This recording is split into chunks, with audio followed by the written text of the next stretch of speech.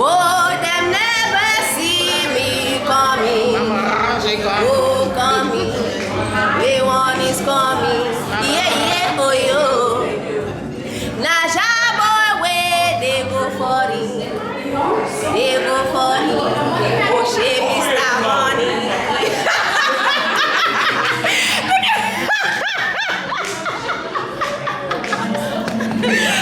Woo! On va demi à chacun.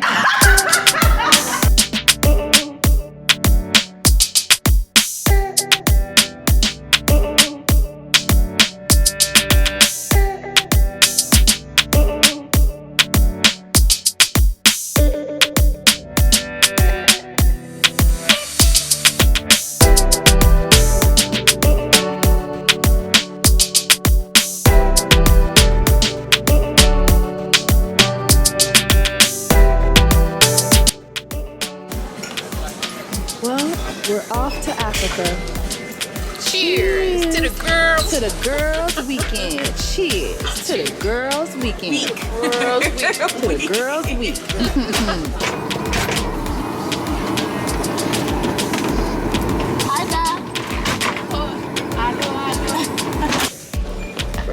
Just made it to. So that sat in the first class next to a man who did what that? He took off his shoes. That's so disgusting. Bensalagas. With Louis. Louis oui? C'est Louis oui? Louis Bouton, David? Louis Bouton, oui? C'est Valise Louis Bouton. c'est pas dégueulasse, yo.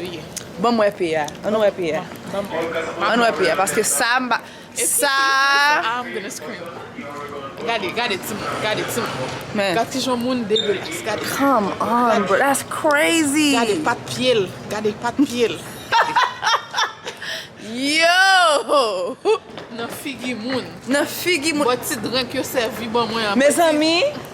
Et puis dans first class, oui?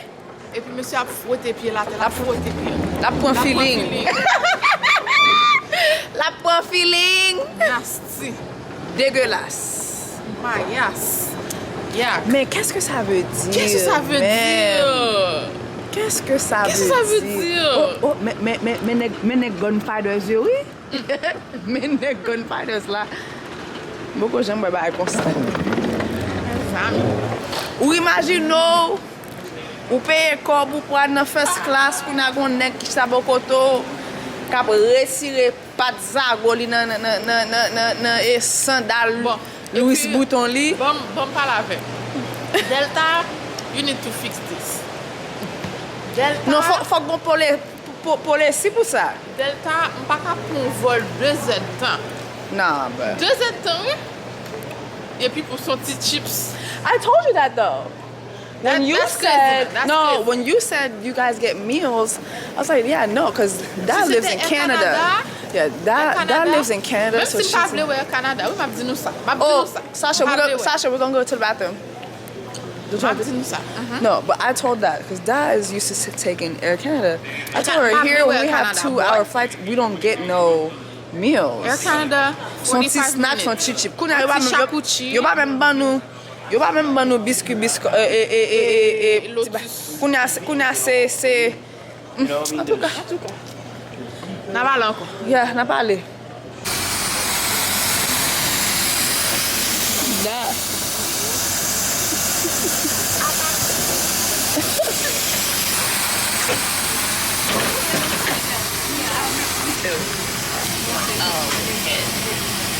Because I feel like we have a healthy business relationship.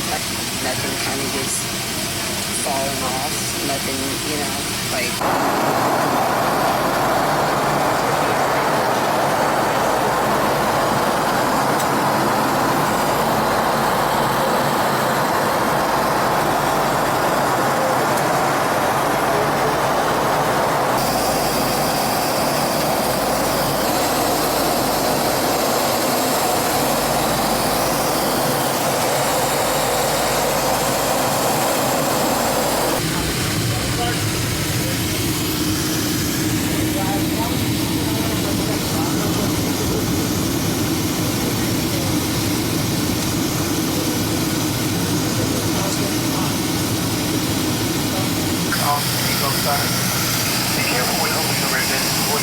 items that may be in storage flight. Ensure that you have all of your personal belongings.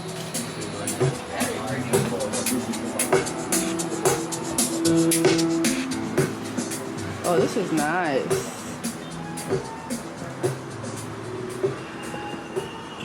Oh, this is nice.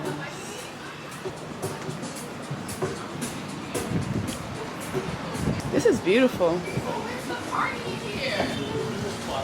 And that's the beach over there. Labadie, right? Yeah, Labadie, yes. Where is it? That's it there. Oh my God, I see it. Yeah. Because we're in Labadie, the area.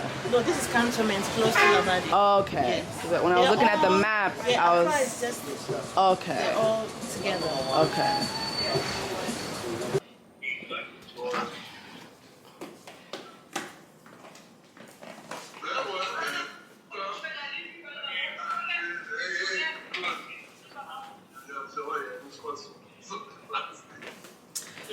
Bon, on a allé.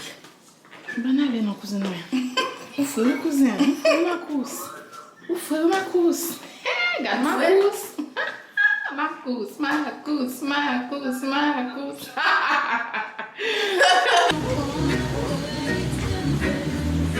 Wow, it feels like it's gonna rain. While I'm waiting for my turn.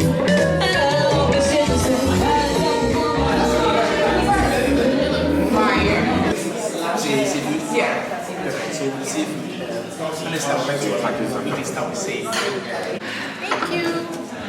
This is lovely. Merci. This is lovely, lovely.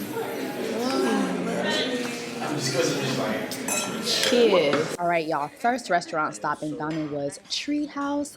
Everything was good here. The drinks, the pork belly, the prawns, the chicken, the rice, the shrimp.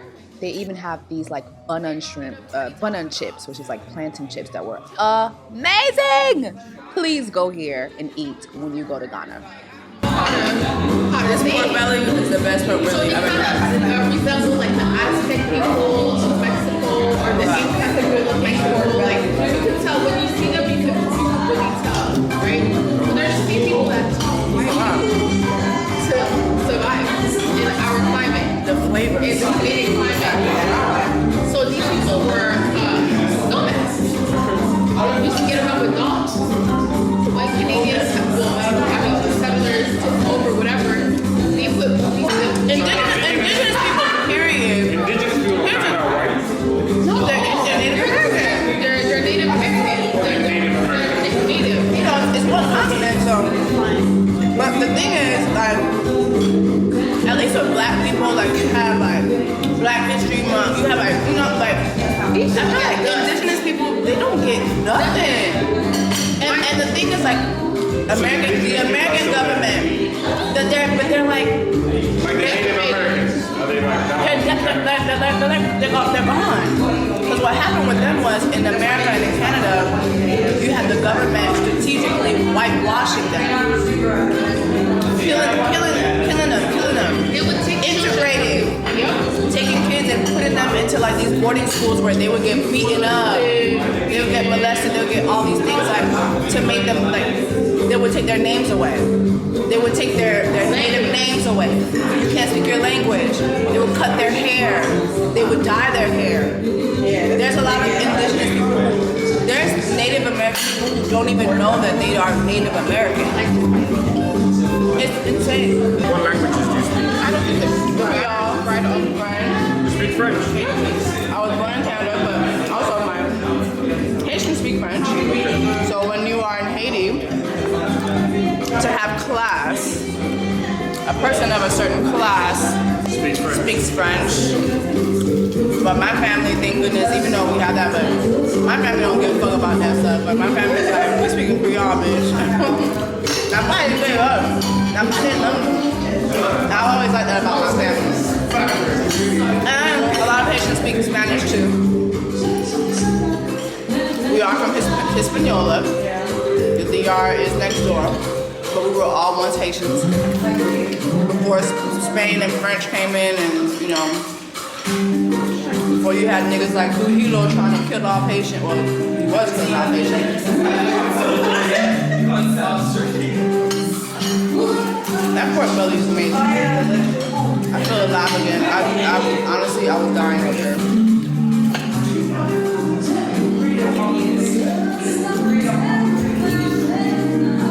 Oh my God. This fucking prawn. This prawn, you're right. This one that's in my dumb. This one there.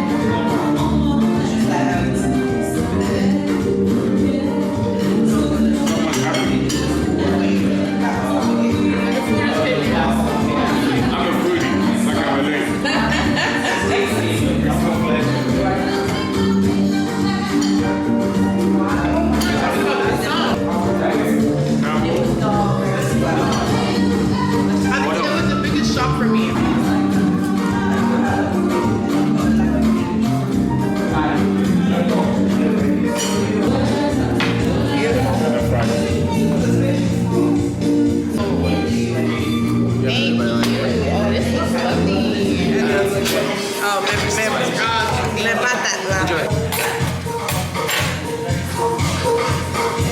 Not bun and chips. I think of it, yeah. Bun and chips.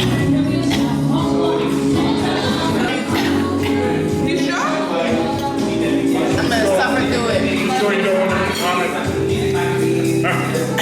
If I do so smooth like you sure?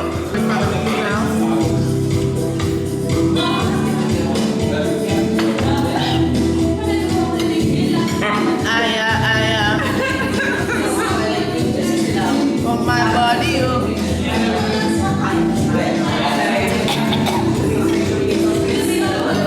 This too is spicy. Oh, na, na, na, na, na,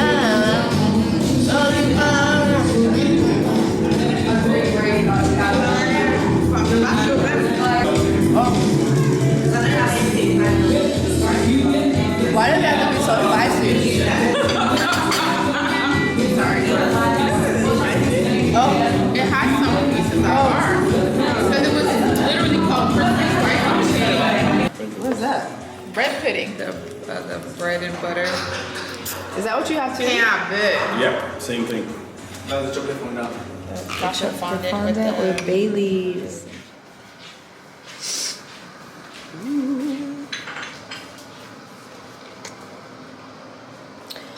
Our breakfast is here. Ooh. That, I think that's yours. I asked for bacon.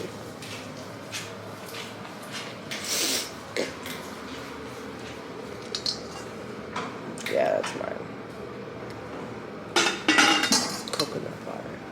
Dad, that's yours over there.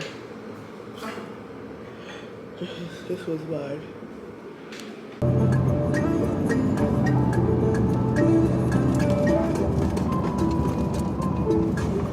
We were going to be doing a walking tour. Yes. So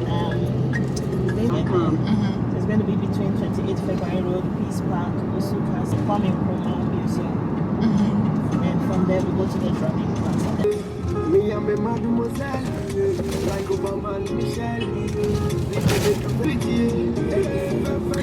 The last time I worked in Nigeria, they are called Ileife, Elisha and Ileife people. So they came through the water, and then when it came to Accra, they came here to stay. So when they decided to stay here, started their trade at that place, they decided to sell the place out to the Portuguese. The Portuguese met the chief of this community and they decided to buy the land there, bigger than what was there, and promised the chief that they were just building a fort to bring in more goods. But we didn't know that there was going to be slave trade attached to it. So at the end of the day, they built the fort. They were bringing in guns, giving it to our people to use it to kill fight each other. themselves Yeah. while they were smuggling humans Exactly. through that same route, that same place. So that was what really happened there. So I was telling you about the tribes in Ghana. So The Ashanti. the Ashantis, that's the part of the Akans, the Fantis. They were actually fighting the people of this community because one, why did you sell that land to people to bring weapons into the place to actually cause trouble, take our people away, you understand? Yeah. So there were conflicts going on. And as that conflict was going on, one of the chiefs in the Ashanti region called Chief Asameni, he decided to come here. That was after the Portuguese failed. Because when they came, they built the fort. They were also making transactions, business, taking resources and all that. But they were not successful. The Dutch came in and took over this place from the Portuguese. So then the Dutch was ruling. And Asameni decided to infiltrate this place and learn the Dutch language. Came in as a cook to come and cook for the Dutch people. And as he was cooking, he was killing. And so what happened was, after he had learned everything concerning the Dutch people there, he told them that, okay, they are now his friends, right? So can you give me some time? Let me go back to my people and see how the war is happening there. I think I have some men who would want to buy some of the ammunition so that we can go and fight the war. So I can bring some men in to buy some of the guns and the stuff there. They said, oh, yeah, you're our friends, so go. And so he got there. He brought 80 strong men. So I'm going to show you a particular attire we used to wear in those days. So the people who go for war, they wear something called a batakari. It's an open dress, and inside it has like leather. It's made of leather, and inside it's got some iron sheets to protect the chest and the back, and then some charms, talisman, and all those things were in it, mirrors to protect themselves. So they all wore this, 80 of them, and came back home. So when they came back into the palace, the fort then, when they got to the fort, the Dutch people saw them and said, oh, you've brought businessmen for us, merchants. Okay, go in. They opened the warehouse. Go in there, get whatever you want to get, and then you can leave. So they went in there, took the guns. Already in their dresses, they had the gunpowders there. So they took the guns, inside the gunpowders, when the Dutch soldiers were not watching, and then they turned and then started to fire. And that was how Asameni overthrew the Dutch people in that place. And he became the first black governor of that fort. The late President John Francis Asameni.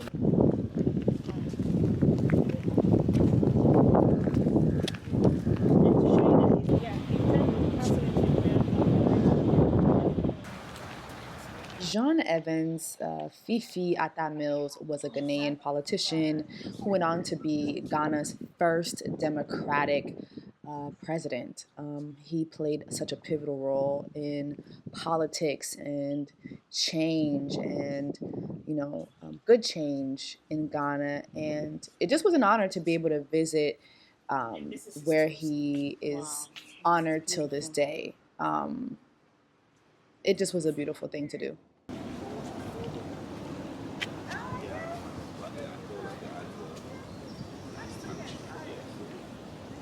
And so this is as a big of hope to every African in the diaspora that we have gained our independence.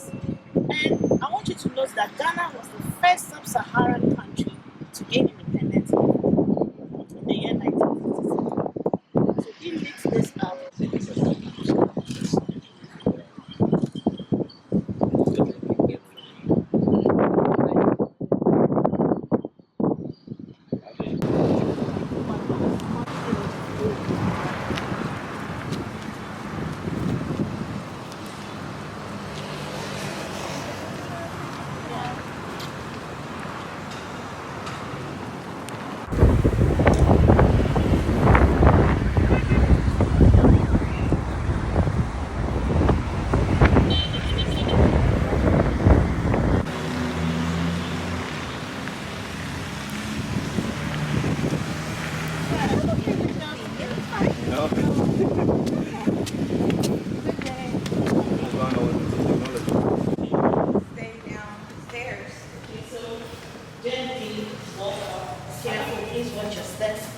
Let's go gently because we're climbing up, so definitely your heart start pumping.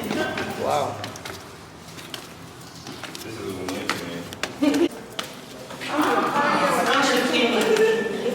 Okay, we need to stop doing that shit. And so it was actually that 2 years after independence that we. Oh my gosh, that's Marcus Garvey. Yeah, that's Marcus Garvey. When I kept seeing the star, it kept reminding me of Marcus too.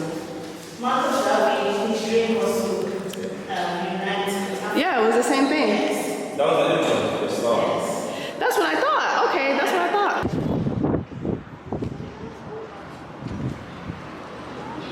And that's the James Fort. White and red.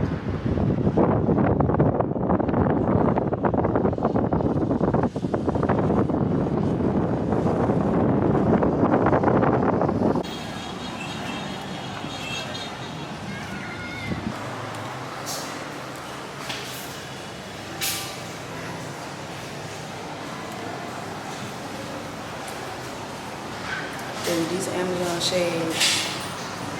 Visiting the Kwame Nkrumah Museum was a huge highlight for me. I have watched endless documentaries on Kwame Nkrumah, and I'm a fan of his ideologies, which were rooted in every country in Africa being united, you know, basically having a United States of Africa, and he believed that that was the only way for Africa to truly progress. You know, he wanted a common currency, he wanted a unified army, he wanted common foreign policy to enable Africa to solve internal conflicts as well as to defend itself from, you know, external powers. And just being here, hearing the music, I mean, it's just, I can't put this into words. Dancing and just, I don't know. I really enjoyed this. I love learning history. I love museums.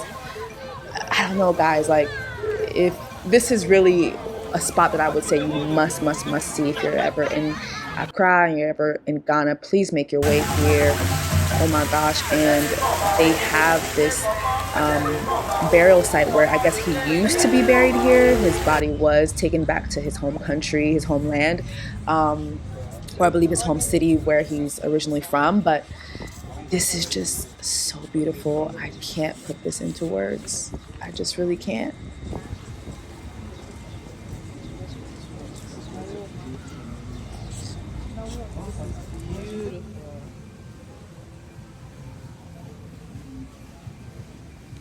Is that his actual burial?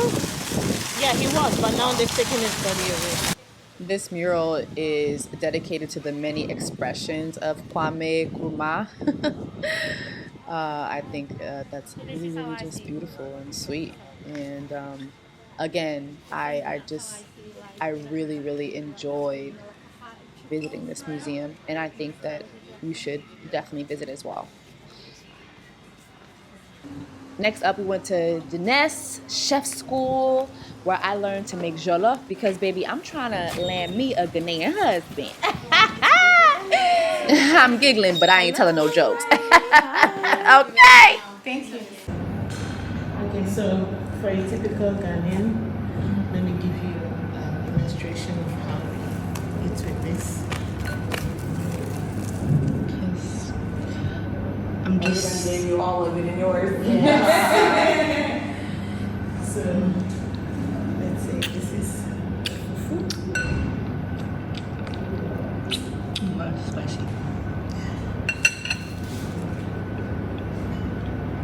This is the soup.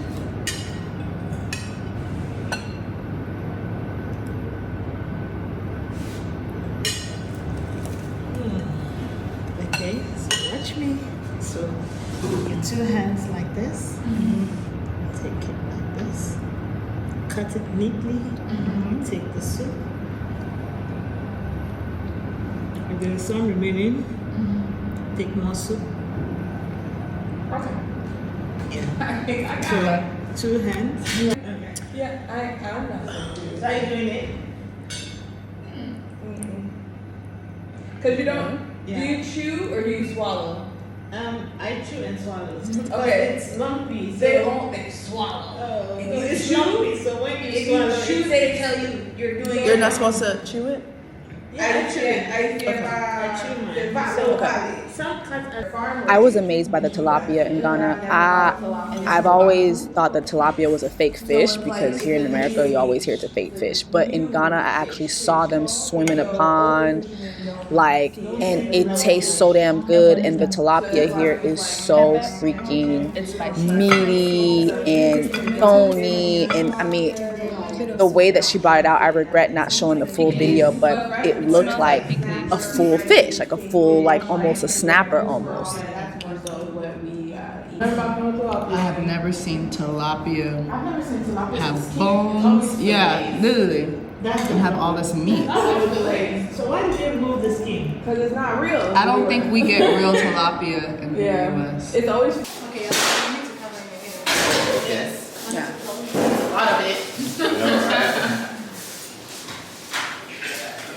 Wow. Very good. Thank you. You know, I try with skincare.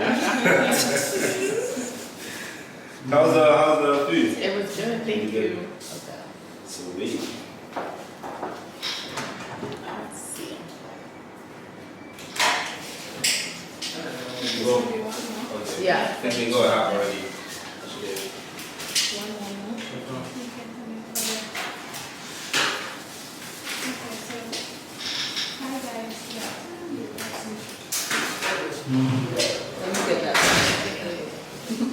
Hello guys.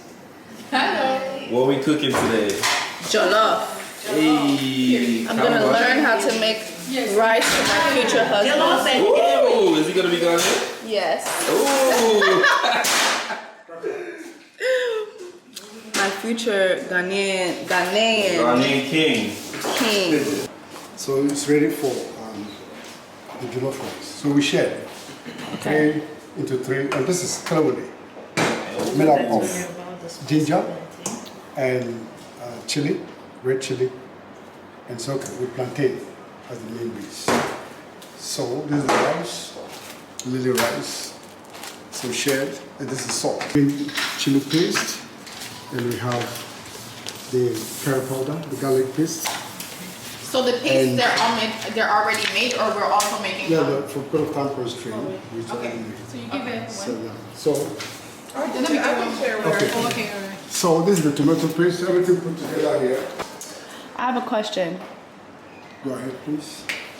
Is this the recipe that I need to have that's gonna ensure I get a Ghanaian husband? Exactly so. Yes. Like, are you for sure? Because if I make this Yeah. and I feed it to a Ghanaian man, will he marry me? Yeah. The yeah was shaky. It was a little. Yeah, what we have here is correct. Okay, It's so this standard. is the correct one. It's correct. Yes. Okay. Okay. It's okay. Well, there's oil already. In it. Yeah.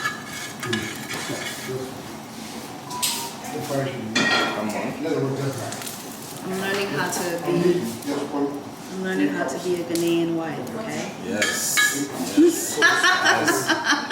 I'm learning how to be a good Ghanaian wife. Come on. Boy, you kicking us. Of 2, 1, 2, the different right. I see them.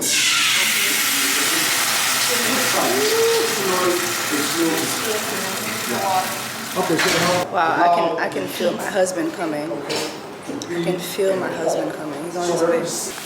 The rice. you got the right. Has to allow you to be also. Did you have the ingredient of, you know, wife material? It's okay. Yes, You got it. that's wife material going into the pot. Yes. Wow. It smells good. It smells like a husband. Yeah. Yeah, that's definitely. Ooh. No, that's a rich husband. Yeah, that's the smell. That's what I smell. Yeah.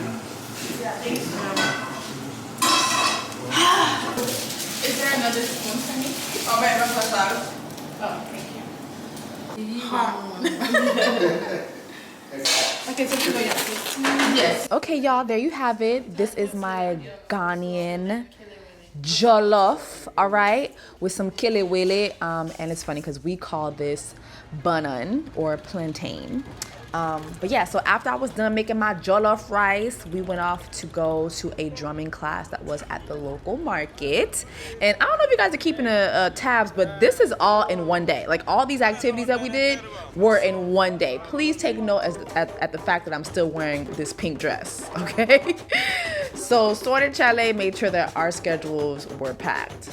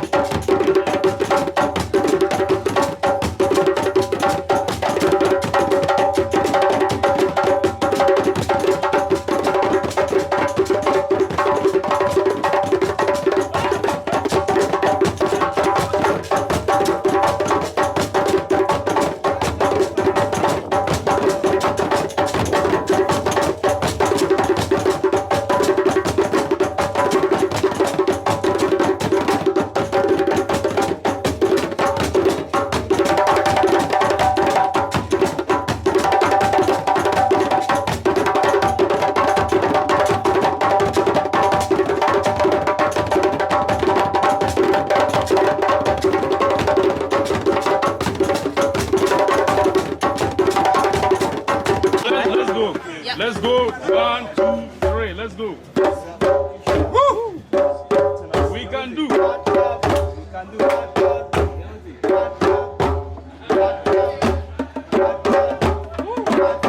Music. Ghana. Aquaba. Africa. Nigeria. Ghana. Aquaba. Let's go. Let's go quick. Quick.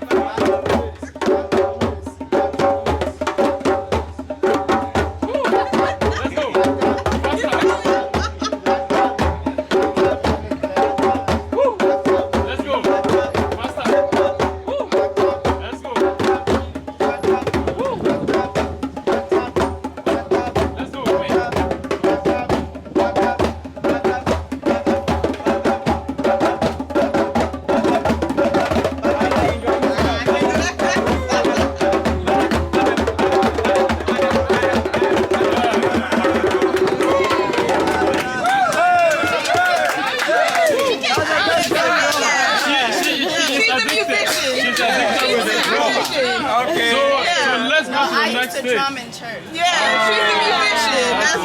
so you want to collect. Yeah, So we are not. going to the next level. You want to make a beat? Yeah. Let's do it.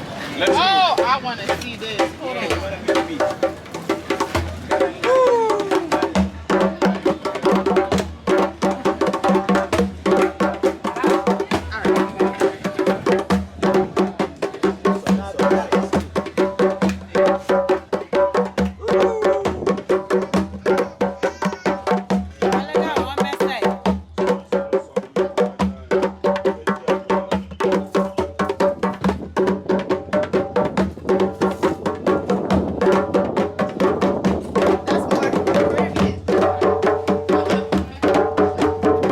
We need more. We need more.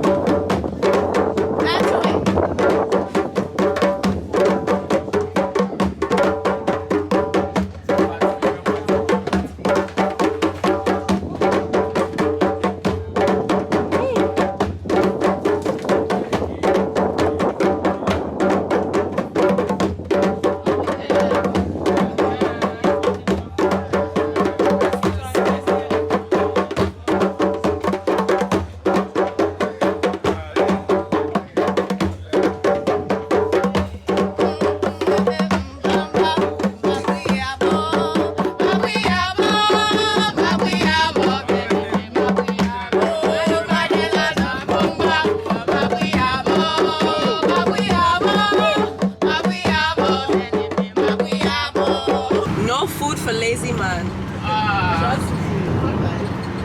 So that was what I was saying. Oh my god. The breakfast ride ever.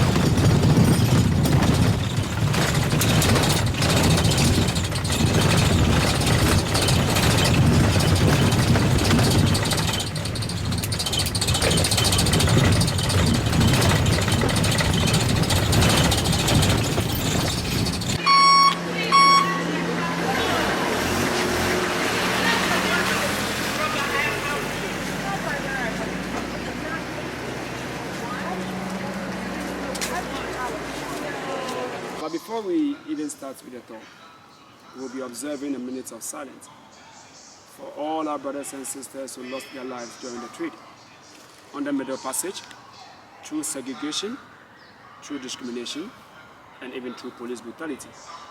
After which I would say that may our souls rest in perfect peace, and all of us will be responding by saying Ashe. Ashe basically means may it come to pass. So please can we all observe a minute of silence.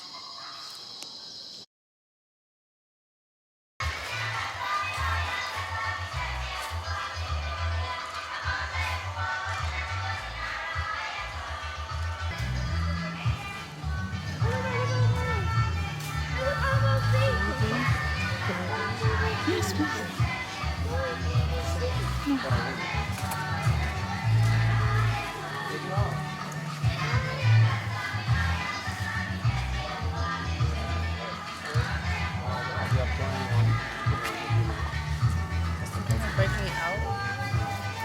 I'm just praying for you to have the paradise you see. So I'm just the mark.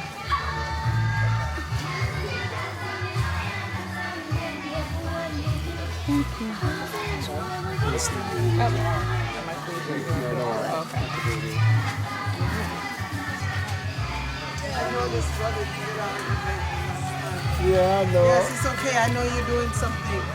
Teaching. Thank you.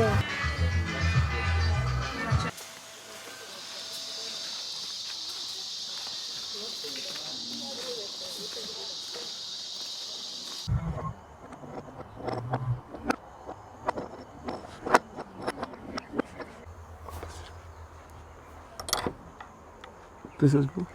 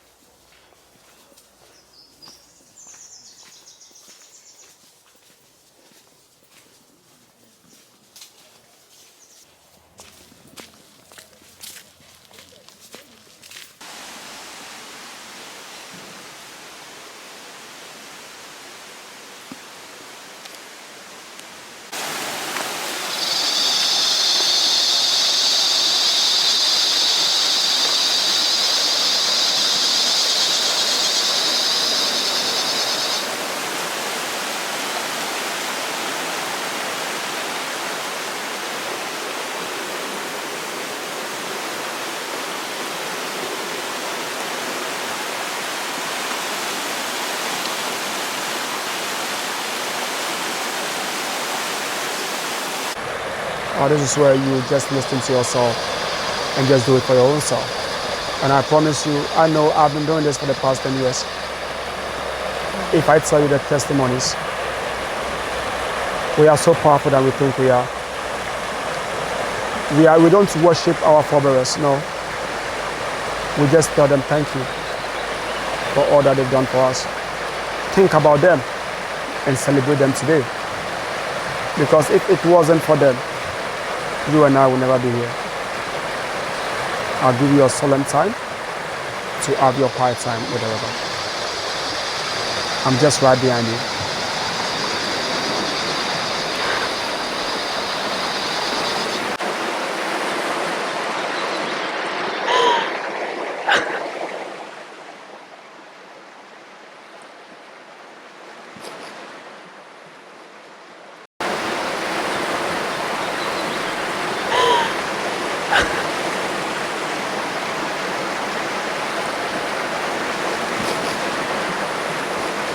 I can't even begin to describe what it was like being here and walking where our ancestors walked. I kept hearing, "Take me to the water. Take me to the water." And all I could do was just stand there and cry. I had a good cry. We're going to play our songs. We're going to sing our The lingo is very similar, and I didn't realize how big dance hall is here. I'm Haitian, but I grew up around Jamaicans a lot, and I go to Jamaica all the time, and I was telling her Ghanaian people remind me of Jamaicans. It's a Ghanaian word. I'll tell you something. Didn't know that. Look, the Jamaicans were the Comantin group, okay? The Comantin group are those that were found at the borders of the coast, during the coast, Cape Coast, and some interior in the Ashanti and the western part. They were very, very strong, and they were very stubborn. That explains Jamaicans. Yes. Just explaining a little backstory on that conversation. So our guide explained to us that Jamaica is actually Jamaica, and that there were a certain group of Ghanaian warriors who thought they were going off to war, but they were tricked into slavery. And when they got to what we know now as Jamaica, they kept trying to escape. And some of the warriors said, "You know what? Perhaps we are stuck. Perhaps we are stuck." And in their native Ghanaian tongue, "perhaps we are stuck" is translated to Jamaica. So Jamaica is a Ghanaian word. Baby, I am Jessie Ann from Portmore for real, because I kept saying, man, Ghanaians remind me so much of Jamaicans. And that's what prompted him to tell me that story. Jamaica. Perhaps we are stuck. Jamaica.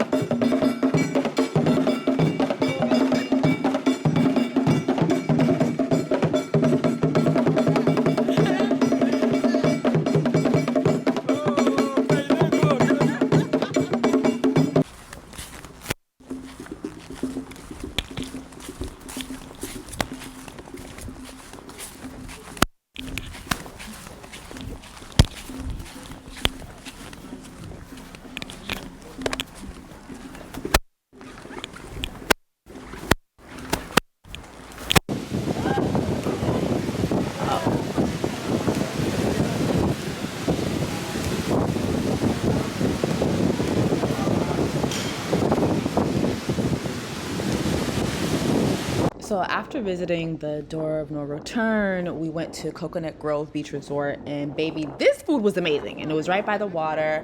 I love me some lobster, and this lobster was amazing. Guys, the seafood in Ghana is amazing. I don't know if you guys realize, but I really love seafood. I'm a seafood girly. I love all things the sea. And Ghana did not disappoint. The moment I was there, I really felt like, oh my God, like this is obviously tropical weather. Like the sea is there, like there must be good seafood. And I tried my best to eat a whole lot of seafood, and I was pleased each and every time. This beach was amazing. It made me think of Haiti. It made me think of growing up in South Florida. I loved it. And so after we had this late lunch, we were off to the castle where, well, I'll let you guys see.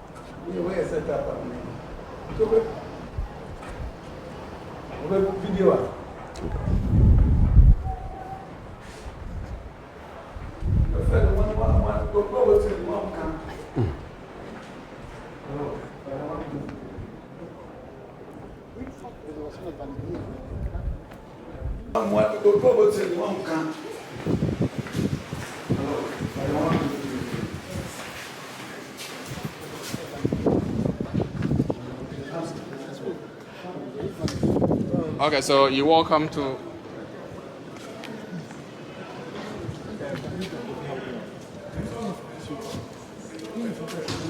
'90s.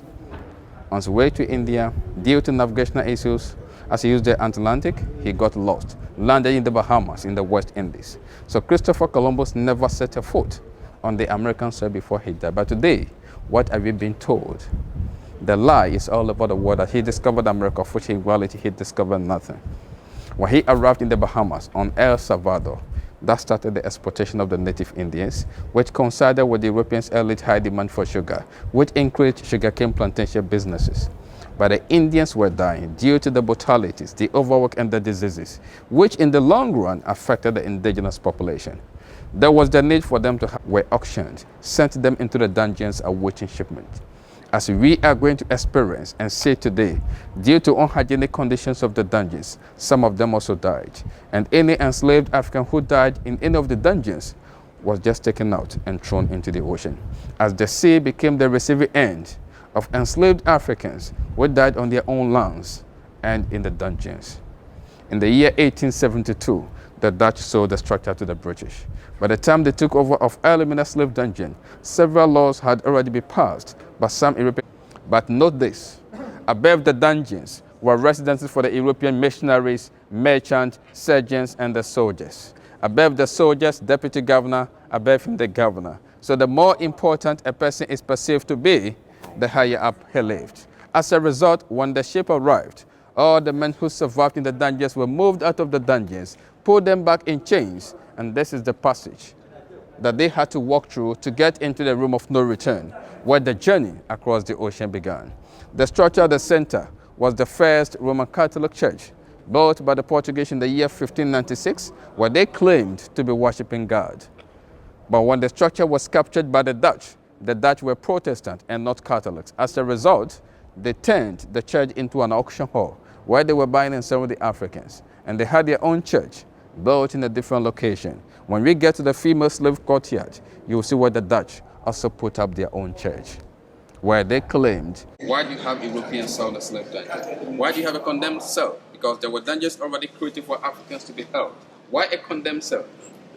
If one answers to these questions, let's enter them one by one, but let's get into the European cell first. See the condition of it and compare to the condemned cell for the Africans.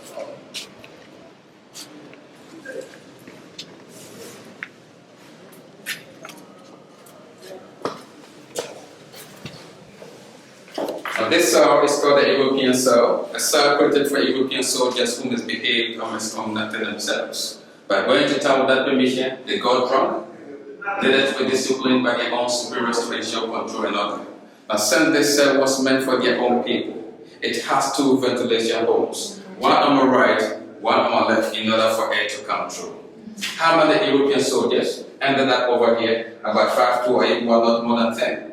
They spent 3 hours. They had access to food and water until they were released to return to their post. Now, the doors are so low. Now, as we enter the condemned cell, look on top of the door. The signs are there to give us a signal of what is going to happen to us as we make it into this cell. So let's enter and see the difference. The door is different.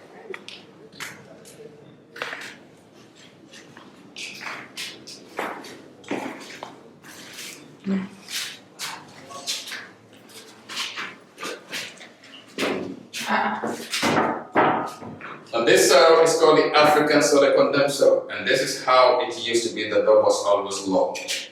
Why a condemned cell? In the dungeons, our strong men were not cowards. They were fighting so hard to get out of the dungeons. They were fighting for their freedom. Mm-hmm.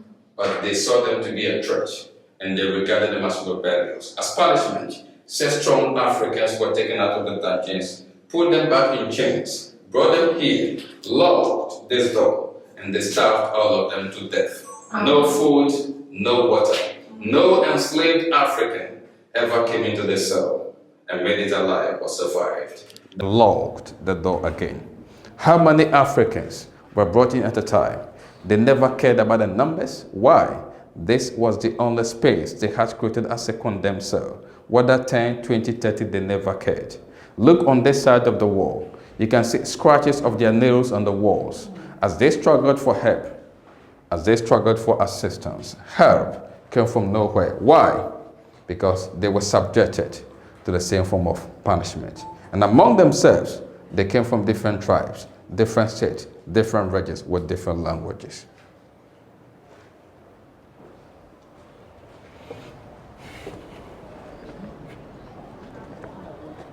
Among themselves, they came from different tribes, different states, different regions with different languages.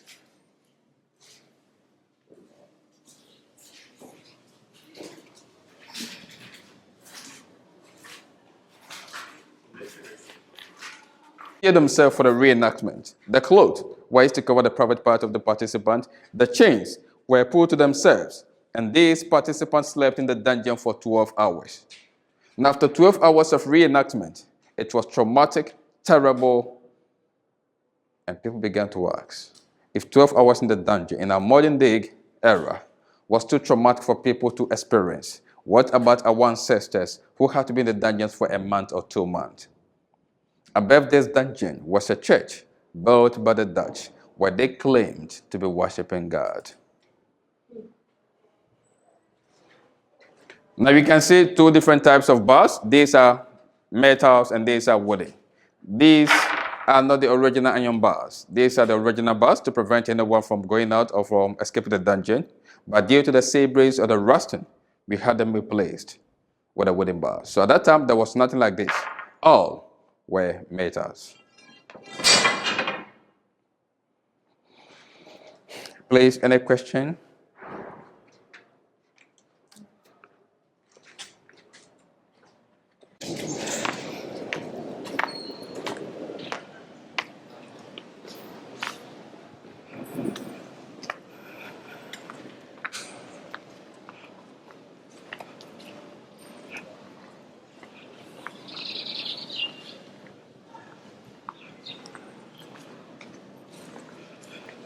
So we are now making it straight to the female slave courtyard to see the dungeons itself.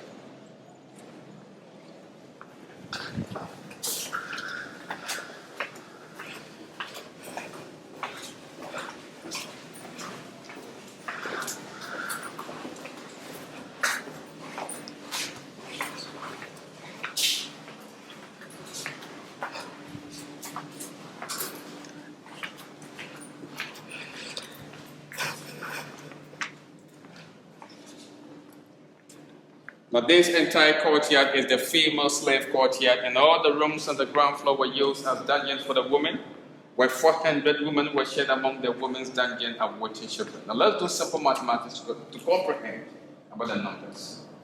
400. Therefore, any enslaved woman chosen by the governor or picked water was fetched with bucket for her to bathe. The question is, why did she take a bath? Just right here. What an embarrassment, humiliation, or insult against women. No one ever cared. After this, she was given something small to cover herself, or dressed, in other words, forced to walk through this door.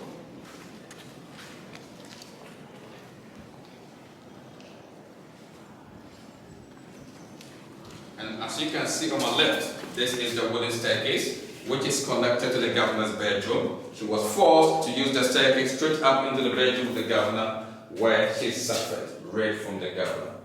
After the rape, she returned to the same dungeon of watching shipment. Now, when the ship arrived, they were examined by the surgeons to identify those who had become pregnant. Why? They wanted the strong ones to be transported to work in their plantations, not those who had become pregnant. And that was when they started to put up stone houses outside the dungeons, move them in until they gave birth. Now, these kids were given European names, they were treated better, they had a school established, meant to give them education, but they never saw themselves as Africans, because they were already brainwashed for them to believe that they are superior to those of that in the community. And some of them became merchants, interpreters, agents, herdsmen, participated, never saw anything wrong with what was happening. But some of this cannonball that we are seeing today, at that time, used to be 8 cannonballs. So there were 8 cannonballs over here. Each cannonball weighs about 25 kg, equivalent to 50 pounds. Therefore, any enslaved woman who resisted as punishment was chained to her legs or feet for 24 hours, no food, no water. In the scorching heat, in the rains, she was to be in it. Why? Just to put fear among the others in the dungeons. At this point, let's experience the dungeons itself.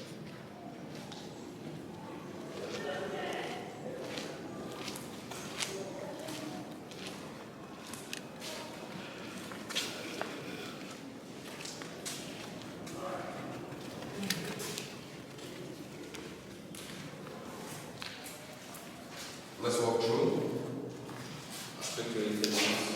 I'm sorry.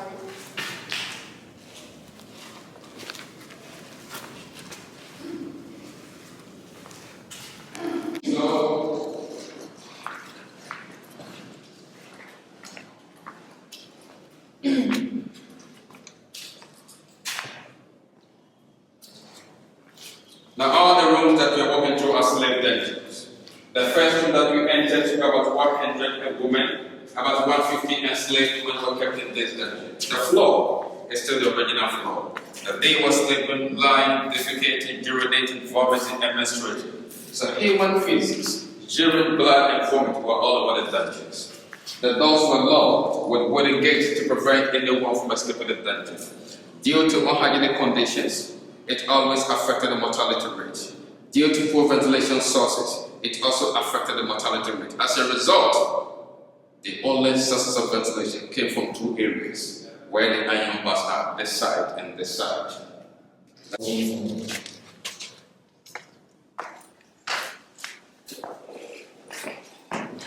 Now this room is called the intersection room. Why intersection? For several days, weeks and months in the dungeons, both sexes were separated, which means that husbands were separated from their wives. Children belonged to opposite sex were separated because all the men were kept in the male slave dungeons, the women in the female side. This is the passage for the women to come down. At that time, there was a wooden staircase, which made it easier for each captive to come through this side, and the men came through this side. So this was the only point that for the first time they would see each other. But they could never communicate among themselves because they came from different tribes, different states, different ways, different languages. From here, we now get into the room of no return. 1, 2, 3, 4. Watch your head, please. Watch your head, please. 4 steps down. Now this is the room of no return, and this is the door or the gate of no return. We can see how narrow, tiny, smaller, little the size of the door is. One simple question that many people have been asking is this: why this size of the door? Why too narrow? Why too tiny? Why too little? 3 main reasons accounted for this door to be like this. 1 was to control our ancestors. 2, for easy counting, so they could easily be counted to know the numbers that they were moved from the dungeons through this door. And the 3rd reason was for dehumanization purposes. By narrowing the door into this side did not suggest that our ancestors who were captured from their own soil were not strong. They were, but based on the condition that they were subjected to when they were captured, as they walked on foot for several days, weeks, and months, crossing rivers, climbing mountains and hills with little food being given, they were losing weight on their way to the dungeons. In the dungeons, they lost further weight. So by the time the ship arrived, due to the weight loss, each captive could just go through this door without any difficulty. At that time, the sea or the ocean was up here, was starting the structure. But due to the shallowness of the sea, the ship could never come closer. As a result, it docked some few meters away. They used wooden boats to transport them into the boat ship. They were parked in the holdings below it as if they were not humans. Then the journey across the ocean began. Unfortunately, they never knew where they were going. They never knew how long the passage would take. And the conditions on the boat ship, they had no knowledge about it. There was no point that their situation became better. Things always worsened from one point to the other. Today, as we are doing this talk, as I went through this experience, if all the walls have mouth to speak, they would have spoken better than me. Why? They saw the tears, the pain, the cries, but their voices were never heard by anyone. This reminds me of an old African proverb that says this: until the lions have their own historian. They go to Florida, when you go to Wisconsin, when you go to some parts of European lands, what do you see? Laws are being passed that African history or black history is not lived up to rules. And I keep asking myself, why is this happening as a 21st century? And we thought you've come along, but we thought you know better.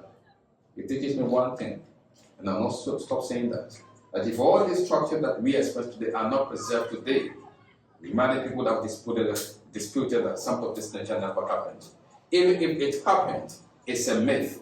But now that we have all the evidence available to us, both on the west coast of Africa and in the plantations, what people can do is to gradually erase their history from historical books. They will try, but they will never succeed. Why? The British boys once said, now is the acceptable time, it is not tomorrow. It is not any community that our best work can be done.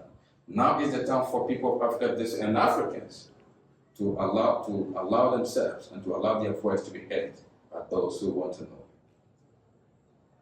If I want to talk, the talk will never end. Why? A lot happened, but little is said regarding the true narrative of the pains and suffering that our ancestors went through. If you have any question, relax.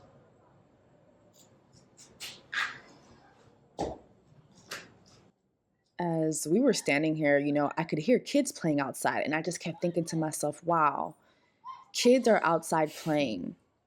But once upon a time, this was where the slaves went to die or went to become slaves and then die as slaves.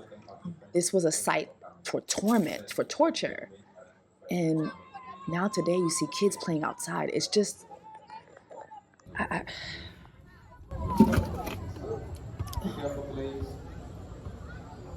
I'm 5'2" and I can barely fit in here. How are they able to fit through here?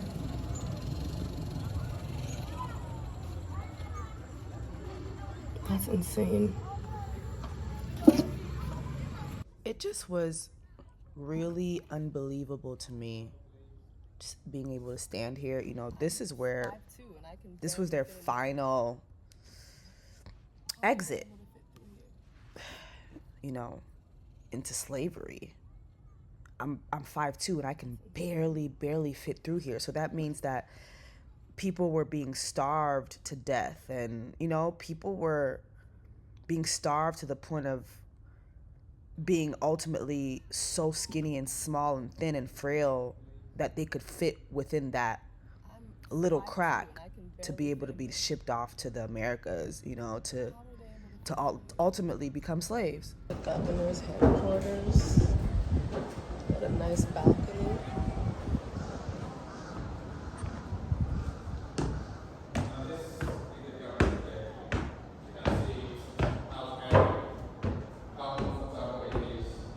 This is the governor's bedroom. And these are the living rooms. So one bedroom, two living rooms on this side, for one person in charge of the whole structure. As again, the dungeons where handlers live and sell living.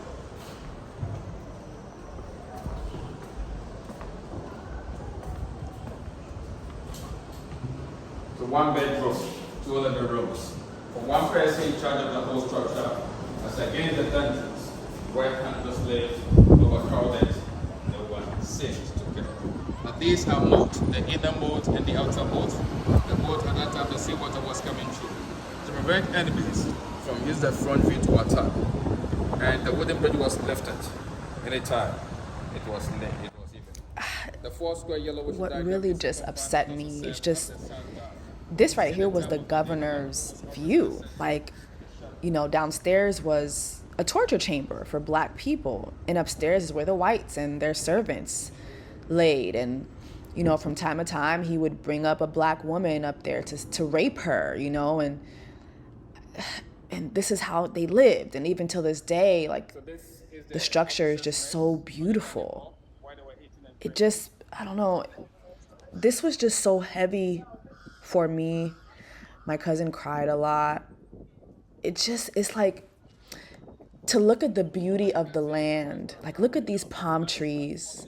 Look at this. To look at the beauty of the land and just to see this water and feel this breeze, but to know the darkest moment in humanity happened right here. And today I get to walk around as a free woman, as a free black woman, as a free Haitian woman. You know, just my history, who I am, is just so loaded. And just being here, I don't know, it just was so heavy. I felt guilt. I felt sadness. I felt a lot of things. I felt a lot of things. And as a black woman,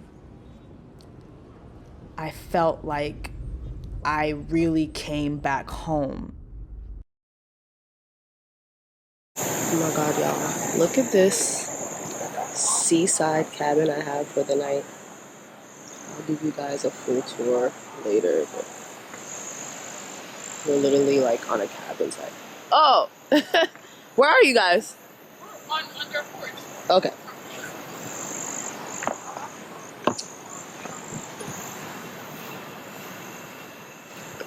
This is the dinner? No, we're just waiting for Okay. How do I get on, I guess? You can come up here, but there's no way to go. Oh.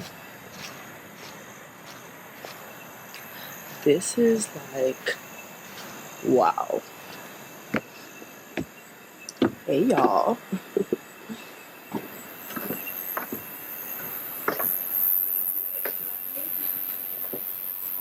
Jessie and I? Yeah, we're cousins. No, I know. You know, lots of black people say we cousins. Oh, no, How are you? like, she looks like my mom more than I look Okay, like my because mom. I was like, you guys look alike, so you have to be blood. Yeah.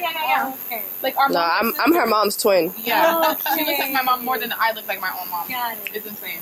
Yeah, she's still unhappy about it. Always. And forever. This all looks yummy. Thank you, Edia. Thank you. Yes, thank you for bringing us. Very welcome. Do they have more paper towels? I'll ask them. Please. I think the tissue for you. Oh, thank you.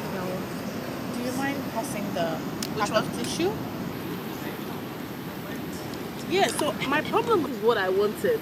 This, and I have a big problem with that because I'm just like, ooh. Wow. The thyroid, we love that.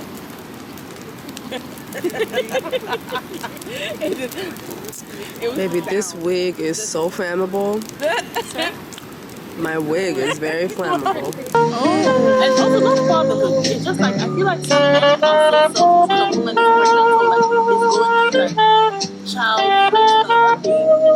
I feel like for me that's going to be a big tipping point in my life because it's like all night I'm sleeping, you're sleeping while the baby is crying. Like, you don't feel like a little bit like that would piss me off. Yeah, like I'm like, It's pissed me off for a long time, but here's the thing. Why do you feel like that?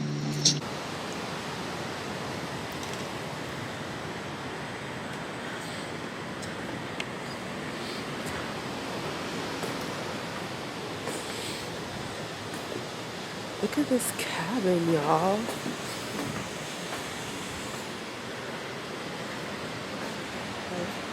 This is sick. This is really sick.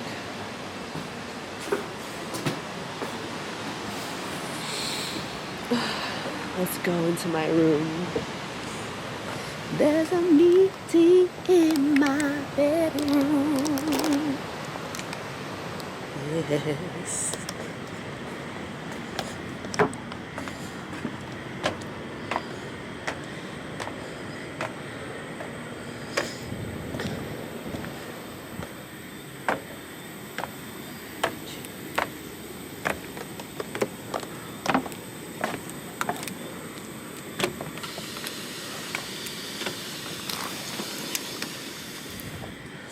Ooh. Okay, it's a little messy. It's a little messy, but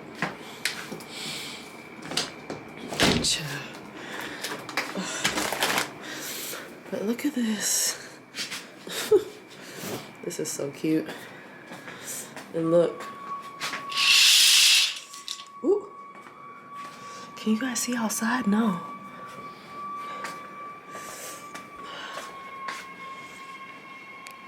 Anyway, this is the bathroom. Hold up.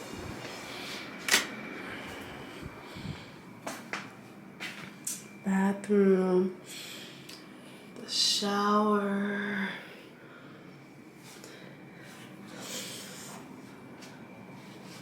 Chair.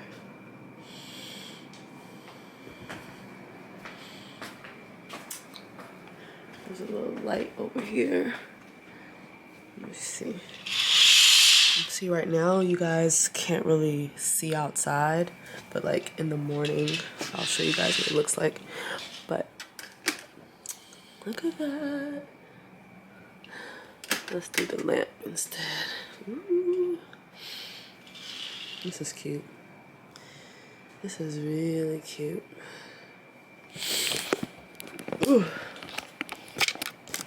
Man, I look so insane right now. My wig is just, the humidity has just killed my hair. Like, I can't wait till I get home. Well, when I do get home to revive this wig, like, it is done. Like, this wig is done for now. When I get home and revive it, condition it, wash it. Y'all, since I've been in Africa, my allergies are like, they are freaking killing me. Like, I find it hard to breathe. I can't breathe that well. I don't know. I've been taking like some allergy pills that my cousin has. But anyway, I'm just gonna chill, take it in. This has really been a trip of a lifetime, for real. Like, it's crazy. I remember when I was small and reading, don't remember the verse in the Bible, and I'm gonna paraphrase, but it says like your gifts shall bring you before kings and queens, and your gifts will make way for you, you know. And honestly, like, I feel like I'm living those days, like, you know, because I'm able to do this cool stuff because of my gifts. You know, people want me to come to different countries and come explore and come enjoy these different things because of my gifts, because they've seen me use my gifts. And that is, I think, is a beautiful, beautiful thing. I'm really grateful to God for that. But my Lord, it's been a long day. I'm hot. Even though it's cold in here, I'm freaking hot. I'm ready to go to sleep and just relax. So yeah. All right, I'll see y'all tomorrow. Look at this.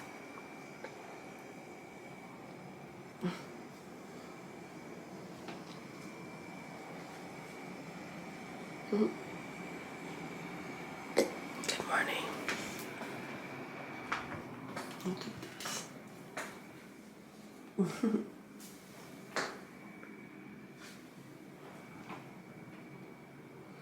Honestly, this video doesn't even do it justice. But I woke up to this.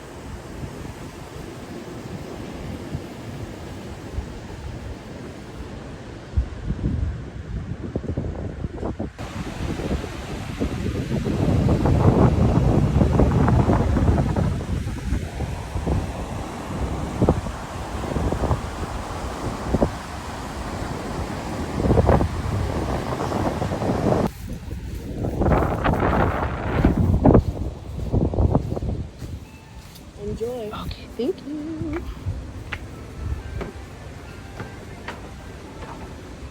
Guys, this was just such a peaceful stay. I really wish I would have had more time to stay at Sojourn. Like, I was literally there less than 12 hours, but it was amazing. Dinner was amazing. The ambiance, you know what I mean? Like, the massage that I got, this massage was everything. Ooh, Lord have mercy. It was everything. Like, look at the scenery, though. Like, it's just, this stay was really good. I really, really wish I would have got more time here. So next time I'm in Ghana, I'm definitely going to try my best to revisit Sojourn because it was amazing.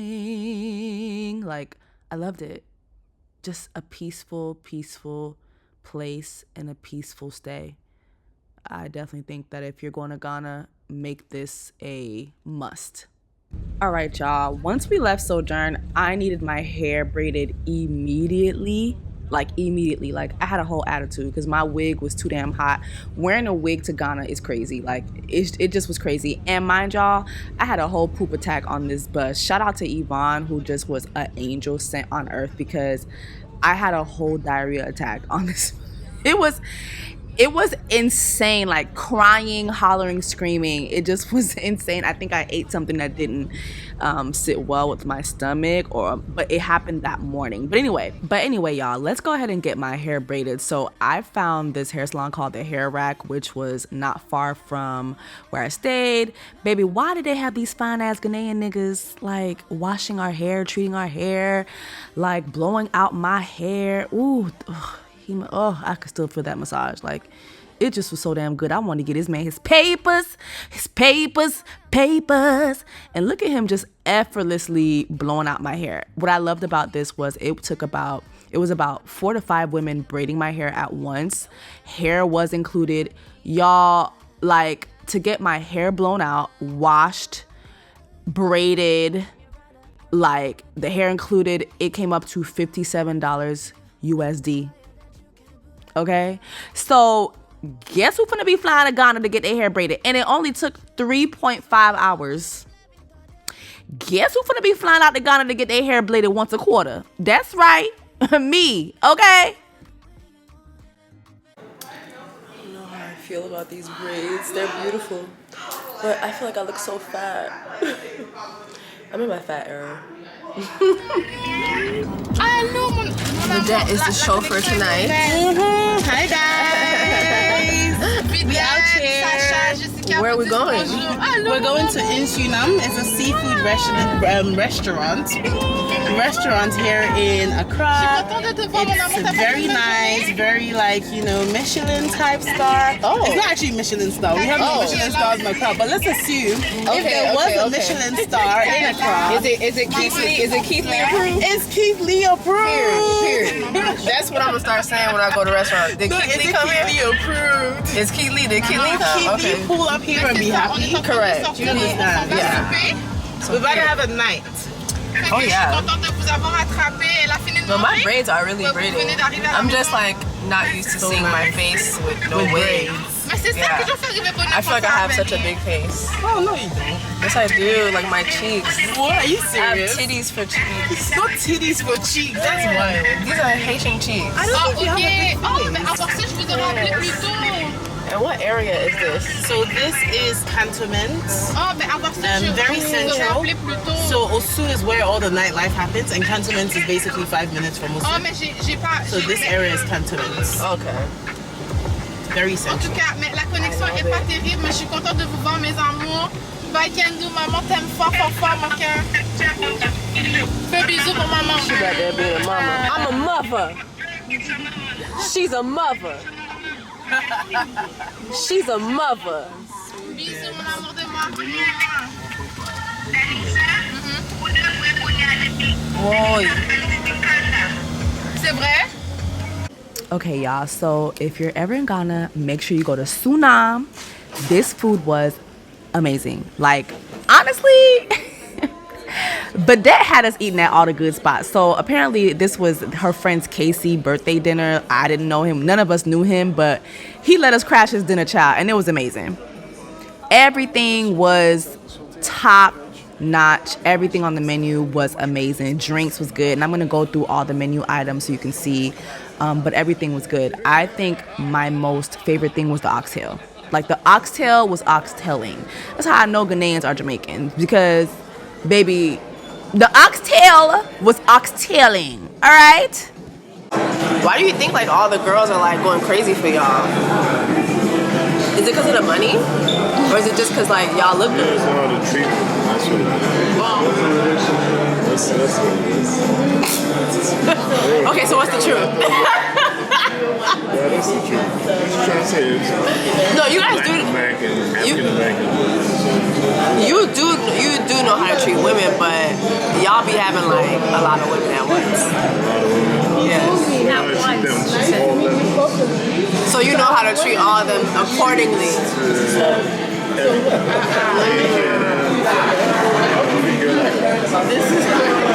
He said we know how to multitask.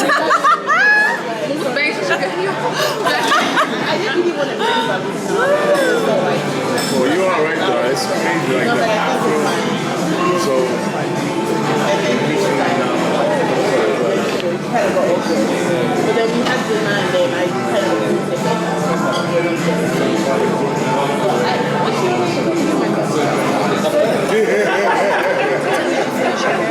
Did you have a lot of Haitian friends in Brooklyn? Oh, they're really horrible sometimes. A lot of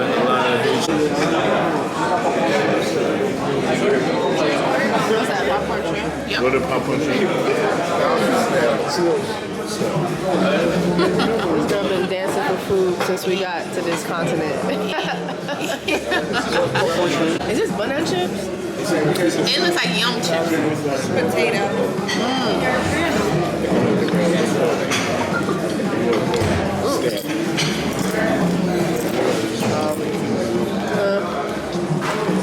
What do you mean this is snail? Snail.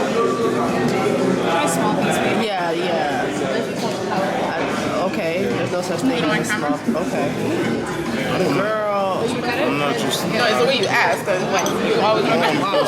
She looks like, when somebody got the handle and they always on it. Are you talking about me? Yeah. I sure am. I'm just saying, you gotta kill her with the whole food set and the bar. The whole set, the whole nine. Yes. Oh, me? Ooh, wow. Personally, I'm not like. So who's the one who's in the relationship with Best Ray? But it kind of goes with her line of work. Business. Well, I did want to keep track of my trip. Thank you. It's all right. Oh my God. Hello. Somebody order tea time? Nah, you order tea time? Oh yes, that was the okay. You know one of the George friends in New York. So he's out here. Oh wow. Manages in the background. Yeah. You know what? Like, it's your very spicy. The snail is good. It's just damn spicy. Yeah. Today, So when you get pissed off, the first forget this video to my page since I think 2021. They make so much. They make good drinks here. What is your Facebook picture? The last one was posted at 8. My pictures. I would take pictures and say, My Facebook, I kind of leave it open so I like how people try to Are you one of those guys who doesn't post but is always online? Oh, you don't have Instagram? Oh, I like that. I was just telling them,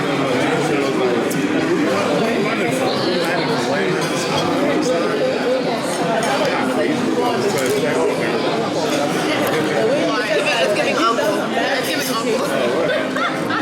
You got Facebook, but you don't have Instagram?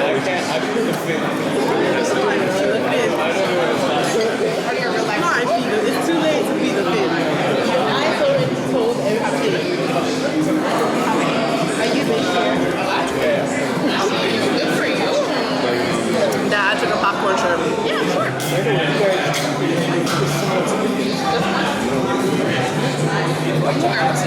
How old are you? If I'm cool, please.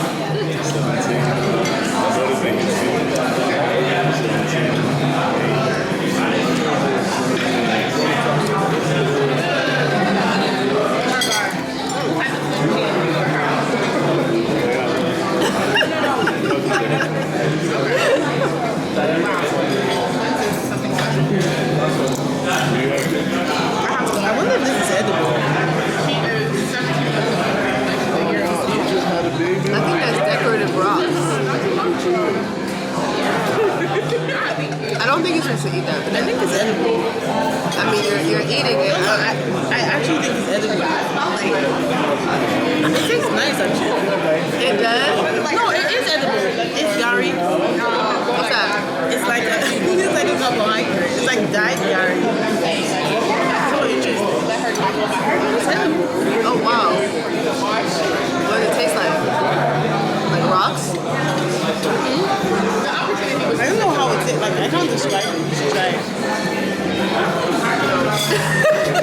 It's edible. That popcorn shrimp is good, though. I know. What is this? At the bottom, I think it's just pretty, so it can fit in. Wow. My drink is good, but it has a weird aftertaste.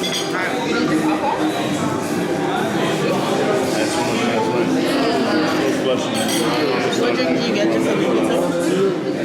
Everything's like to the color, very dramatic. Yeah, no, this is great. I don't think that the drinks on there are not long going on. Out of all your like eventually about like 40 years. It's like a cheese. It's like a fish cooked with lime juice and marinated. It has this one has mango and I think chili pepper. Whiskey sour. It's one of my favorites. Oh, period. That's this one. I'm gonna get it. What's that, Doc? It's the chili crab crust.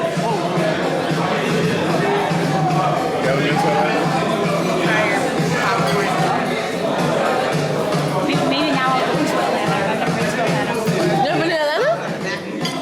Why not? I don't know. Just never been to Atlanta. Never. Girl, they will eat you up in Atlanta. They'd what? They'll eat your ass up in Atlanta. The men's? The men's, they love you. They like them a little brown. Y'all, this oxtail was everything. This was Jamaican oxtail. I'm telling you, Jamaicans are Ghanaian. Ghanaians are Jamaicans. This oxtail was everything. Like, chef's fucking kiss. Mwah! Chef's kiss. This lobster was amazing as well. I don't know why they got the fire burning like that. Maybe it's to keep the oxtail, see, I got the oxtail still on my mind. Oxtail, oxtail, oxtail on my mind. I'm screaming. But this was amazing.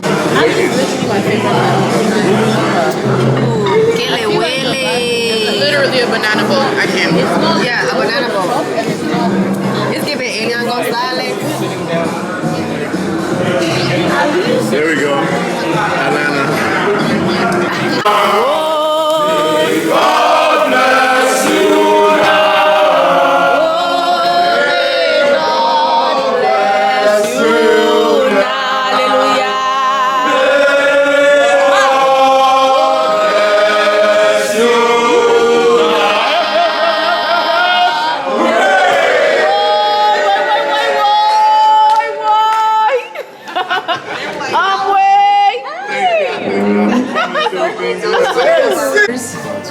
My God. It's KC, yo.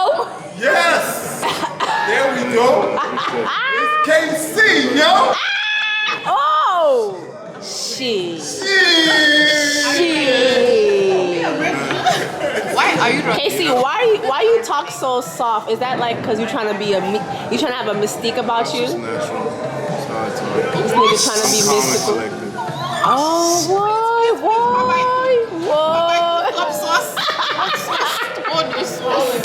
Whoa. It's giving corporate. My God. It's giving Dexter mature. This nigga trying to have a mystique about himself. But why we gonna do it? We need to knife. Where's the knife, yeah? Which one? Did you bring us a knife? Thank y'all. Bro, I love the way they sing Happy Birthday here. Yes, like a bunch of Did he bring a Niggas really singing and shit, bruh. Harmonies and shit. What the fuck? I wanted to. I'm coming to Ghana for my birthday next year. Just Yeah, for come that. on. Bring it on. When's your July birthday? is mad. July 6th. I'm a Cancer. What's your sign? Scorpio. Oh, why? Wait.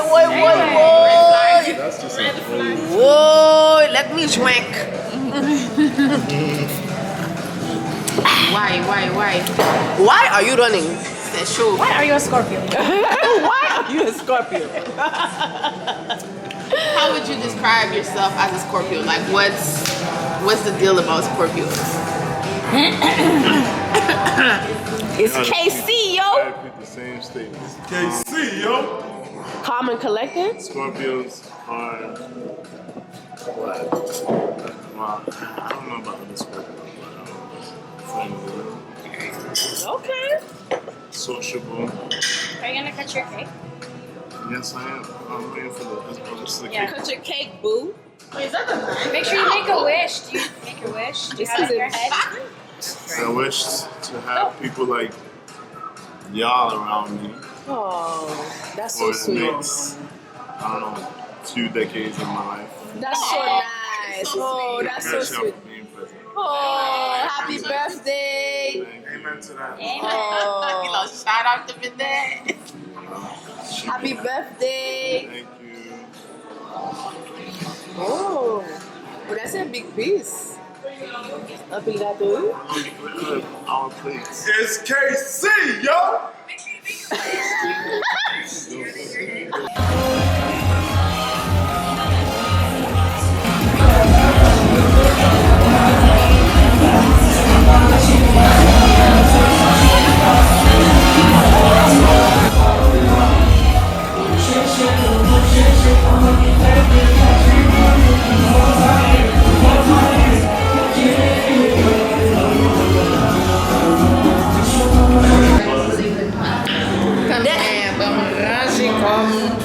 Oh, them never see me coming. Oh, coming. The one is coming. Yeah, oh, yo. Now, boy, where they go for it. They go for it. Oh, shit, Mr. Money.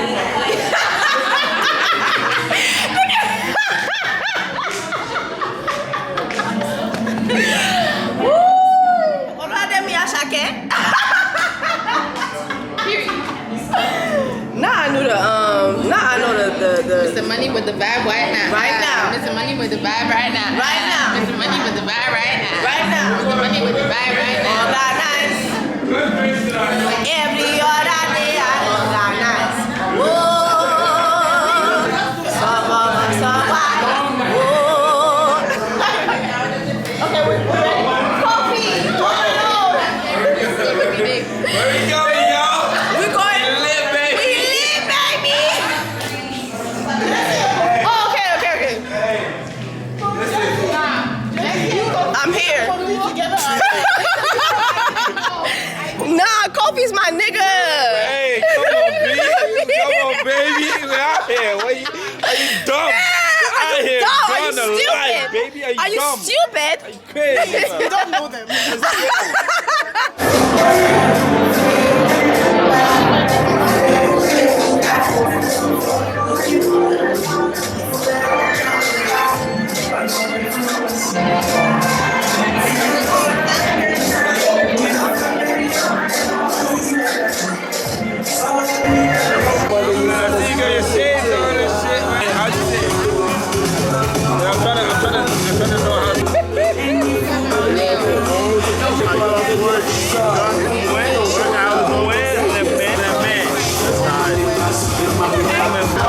Are you sure that's gonna like race the girl up?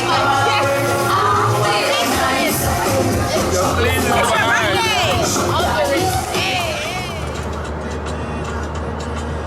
oh, that's so beautiful.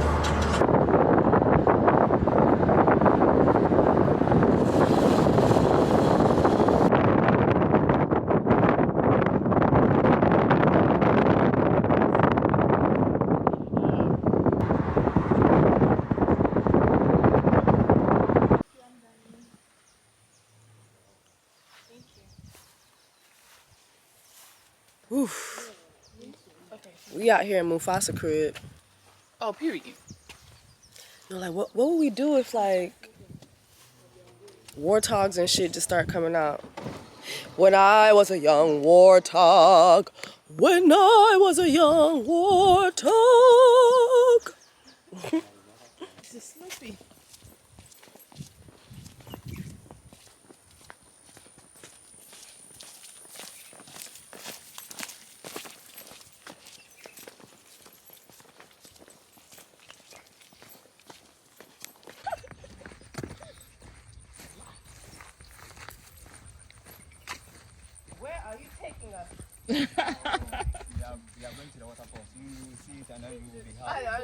Yeah.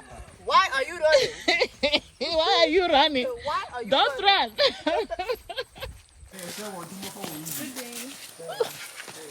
Hello. Oh, look at this. Oh. Hello. Oh. What are you doing here? Oh, wow.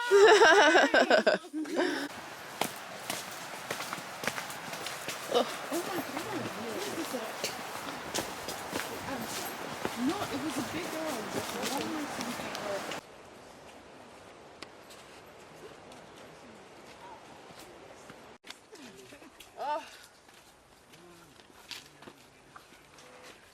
Ooh. Oh,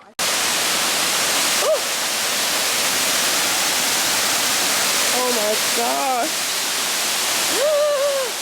Wow. Wow.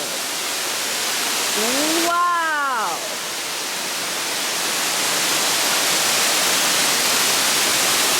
Wow. Oh my God. Wow.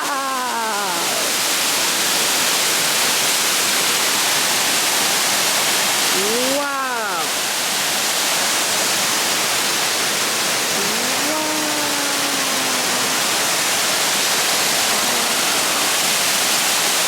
I just couldn't believe how beautiful this was. Like, I still can't believe just how beautiful this waterfall was. And so anyway, we got a chance to go into it. You see me scratching my feet like that because there's so many ants and so many tiny bugs.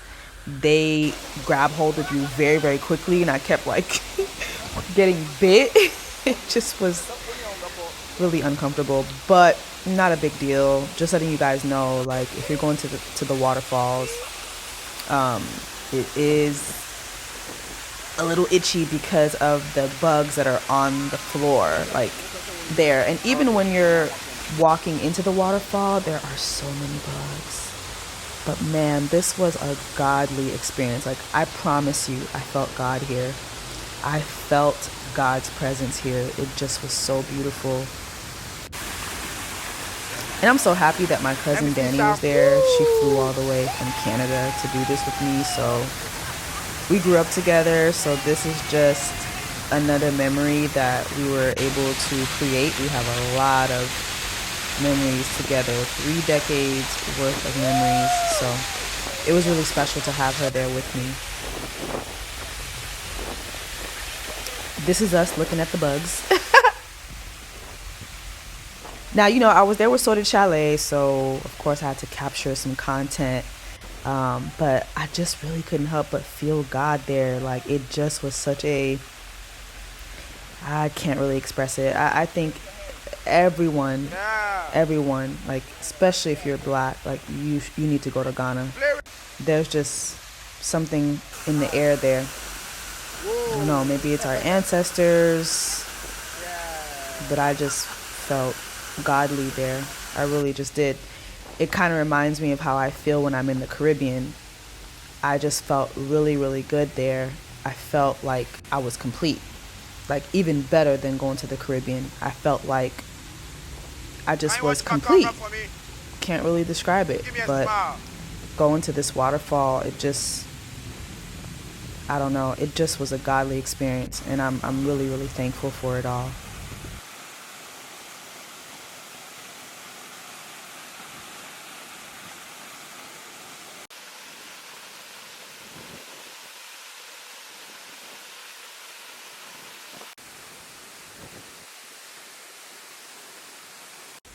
All right, well, now it's time to wrap this thing on up and head back into town and get back in our car for a 3-hour drive back into Accra. But on the way there, of course, I took one last look. This was just too beautiful not to look again. When you underproduce sweat versus we went up the same hill. You see, this is a proof that I would look young for a very long time. This skin is breathing and moisturized. Not you shading me because I'm all made up.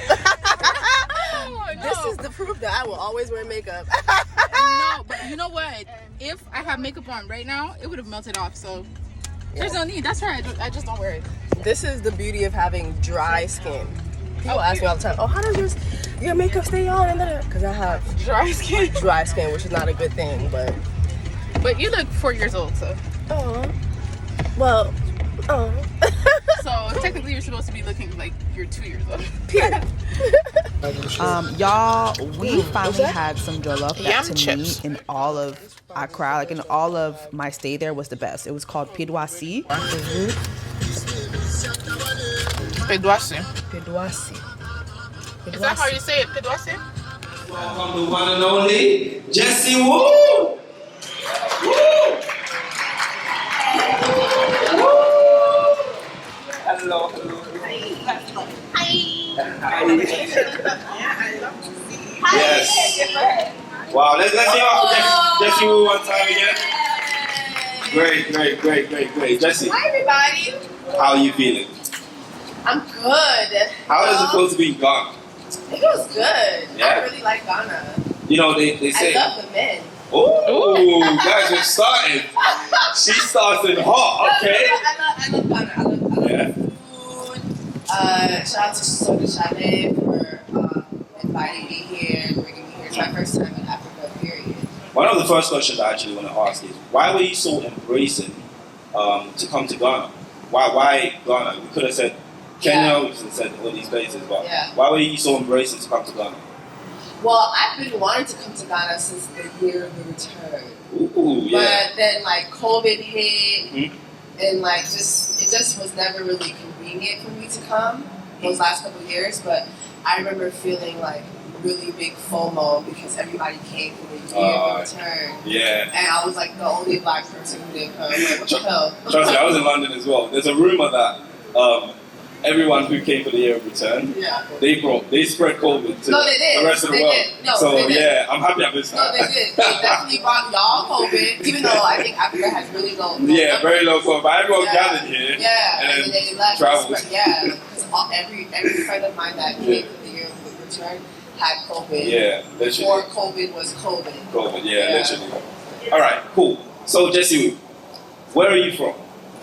I am Canadian, Haitian, currently living in America. So I was born in Montreal, Canada, to 2 Haitian immigrants. Yes. Shout out to the one Haitian flag that's here. I'm so mad because I forgot my big one at home, but I have my little one. Where's my little one? It's right here. Right here. Okay. One of the daddies with me, she was also born in Canada too, so we got 2 Canadian Haitians here. So that's where I was born. So I'm Haitian. I'm Haitian blooded, Canadian born, American living. Fâché si vous pas voulez. Yo fâché. Si vous pas voulez coucher avec eux. Oh my God. Fâché, vous fait mal élevé avec vous. Be careful, petit point. No. This? No. Nah. She snapped. No, this is good. Yeah, she's the only good one. No, this is amazing. After that, it's Deja Vu's Jerk Hut. If you're in Ghana, find her. Like, she is a Jamaican Guyanese girl from Brooklyn, moved to Ghana. Bro, this food is amazing. Like, it's, first of all, the rice, oh my God. Oh my God. She's the best one. No, this is, nah. Definitely. Nah. The bun-on? No. She seasoned the fuck out of this rice. It looked good already. I can already see it.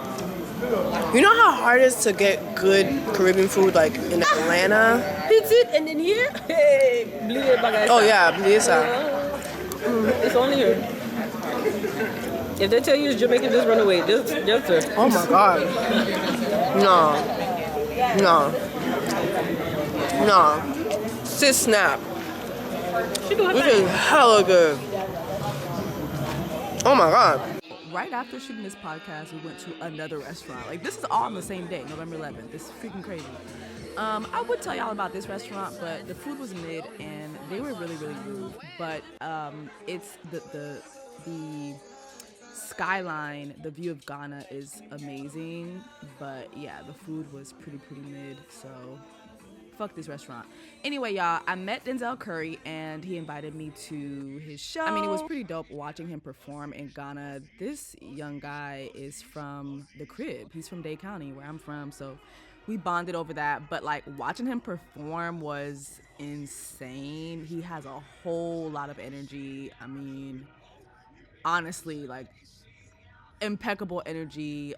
This was back at Treehouse, which was the first restaurant that I ate at when we first got to Ghana, which the food is amazing. If you make it out to Ghana, please go to Treehouse.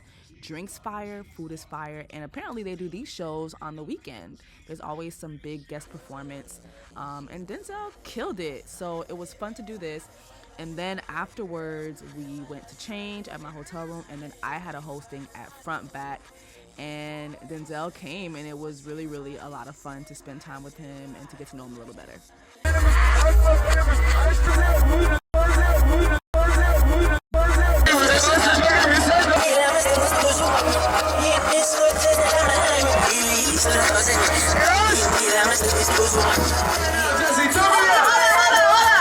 Pizarro, hold on. Before Jessie performs right now, we have Jessie Woo in the house right now. She's about to take us away with some crazy music. Hey Jessie, big up yourself, baby. We If you like money, let me hear you say yeah, yeah. Yeah, yeah.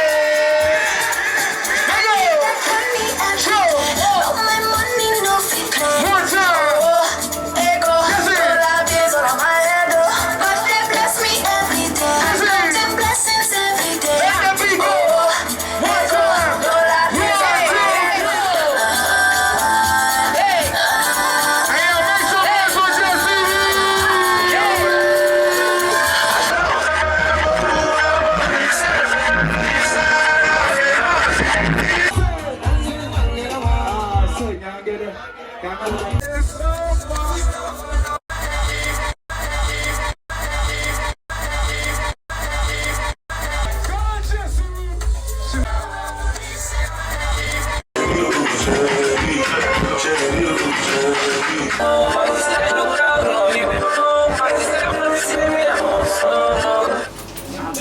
I'm gonna fuck him in the ass. I'm gonna fuck him in the butt. I'm gonna fuck him in the I'm gonna fuck him in the butt. Yee-haw. Yee-haw. Yee-haw. Yee-haw. I'm gonna fuck him in the There's this song that came on in the club. How are you doing? We missed you. Why you didn't come last night? I had to go see your kids. You went to sleep? Yeah. Yeah, yeah, we don't. Okay. Yvonne has 2 children. Yeah, I know. Like, my man said. No. I was outside. I know you have a family, Yvonne. That period thing works. Like, I'm gonna fuck him in the ass. I'm gonna fuck him in the butt. I'm gonna fuck him in the ass. I'm gonna fuck him in the butt. Yee-haw. Yee-haw. Oh, I don't think I've shown y'all the hotel. This is the hotel we've been staying at. It is pretty amazing. It's called the Bellcrest in Accra. Pretty amazing. Very affordable too. Let's go, Yvonne. Okay. Yvonne is like, okay.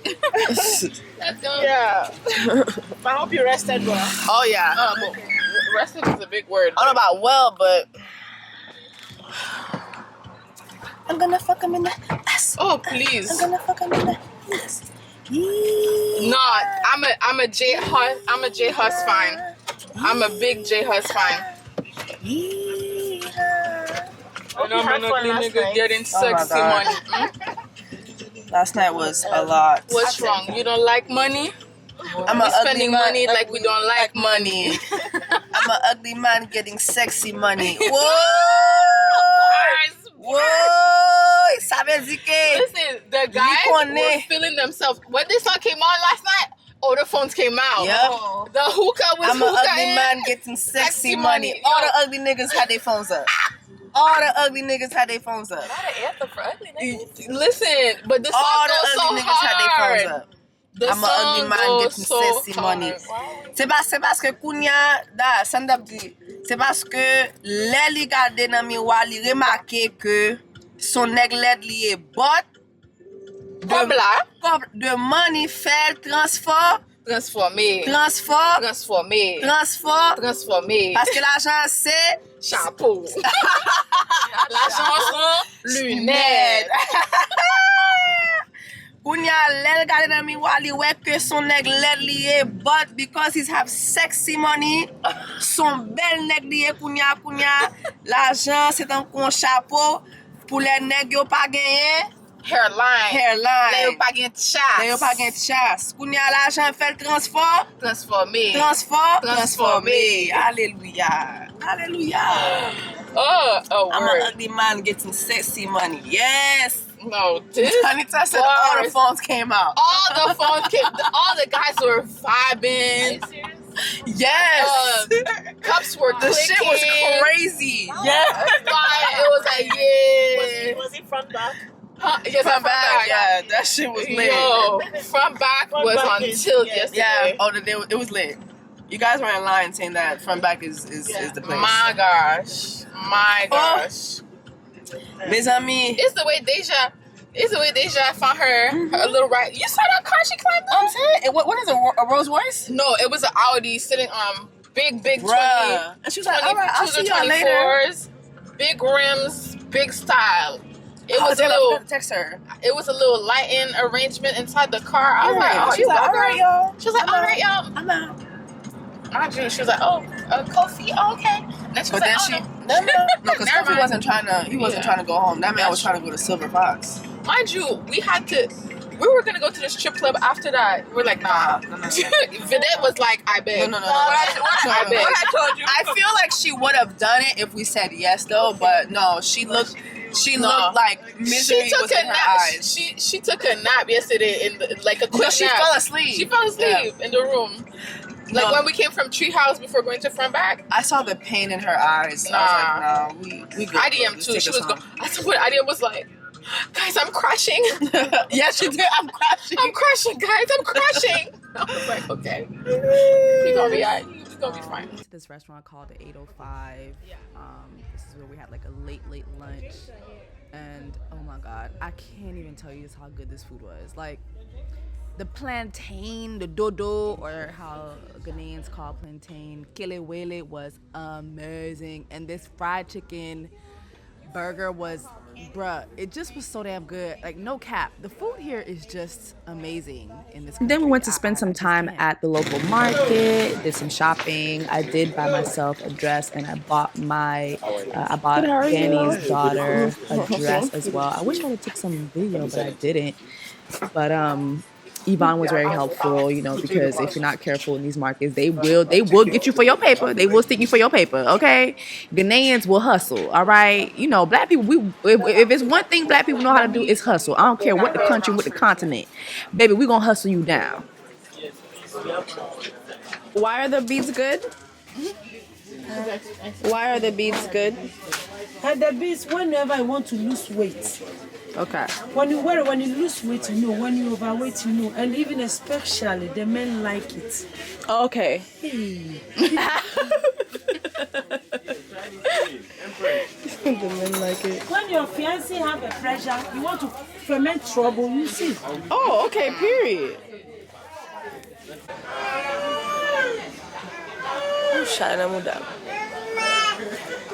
And I'm another nigga getting sexy money. L'argent fait le transport. Transformé. Transformé. You the ladies. Huh? Okay, because I was worried. Okay. I was worried for a minute because I saw them arguing. Next, we went to Sandbox that night, and honestly, y'all, if you guys see way out there, that's the water. Like where the light is hitting, that is the water. Like Sandbox on the water, the food is amazing, the scenery is amazing, the vibes are just top notch, and I look damn good in this dress, okay? Like, baby, my parents wasn't playing when they made me, baby. Ooh, not me practicing how to. All right, next. But the food was great. The vibes were great again. And after we ate, we vibed for a minute. We went on down to a couple clubs, child. I can't even keep track, but we went to a couple spots that night, and this is me at Garage. Garage was a whole vibe, and I even ended up meeting Black Sheriff, which was crazy. Shout out to Small God, he was in the picture as well. Just, I don't know, man, I just felt the vibes. It was a feel being in Ghana.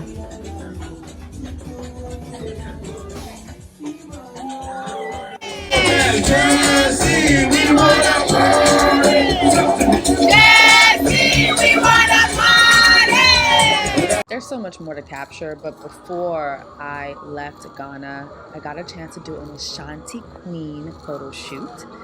Now, although this is an Ashanti Queen photo shoot, and the Ashanti people of Ghana, you know, they are known for their richness and their lavishness because, you know, Ghana is the Gold Coast. And so, you know, the Ashanti people embrace that. I looked amazing during this shoot. I mean, look at me, like, I like a queen. I look like a Ghanaian queen. However, I did go against a Ghanaian tradition, and I did not choose a Ghanaian name for myself. You know, the Ghanaian people, the Ashanti people, they love to name their child based on the day that they were born. But while in Ghana and while we were doing this shoot, I was looking up names. Before the shoot, actually, I was looking up Ghanaian names, and I came across the name Mausi.